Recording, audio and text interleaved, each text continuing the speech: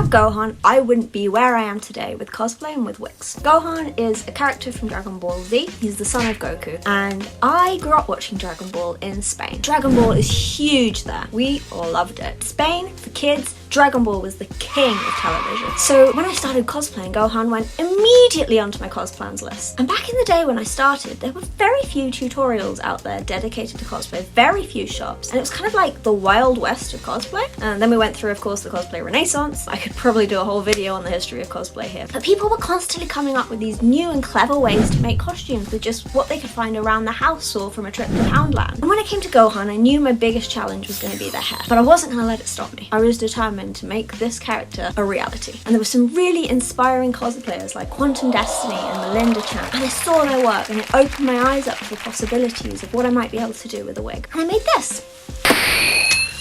The sewing holds up to this day. My wig work has definitely improved, but I was a baby. I'm pretty happy with the shape, I've got to say. I did a terrible skit, and that costume actually won me the UK European Cosplay Gathering qualifiers, the second time ever that we had them in the UK, which won me a trip to Japan Expo to perform on stage in Paris in front of 15,000 people representing my country, which is pretty damn cool. I was such a cosplay noob. I didn't really know what any of this meant. I didn't really understand how cool it was. I just thought, I'll give it a go. I could do a masquerade after I'd watched like one of them. It just kind of worked out. And for that performance, I actually made this thing here, which continued to open up the world for me and got me my first international invites as a guest to conventions. But that's a story for another day. I revisited my Gohan cosplay years later and he looks like this. And I think it leveled up. What do you think? Do you have a cosplay you've revisited years later? What did you change? What does it look like? Show me. Or else! Post it to your stories and tag us and then we'll reshare it. Or else? Now you're getting it.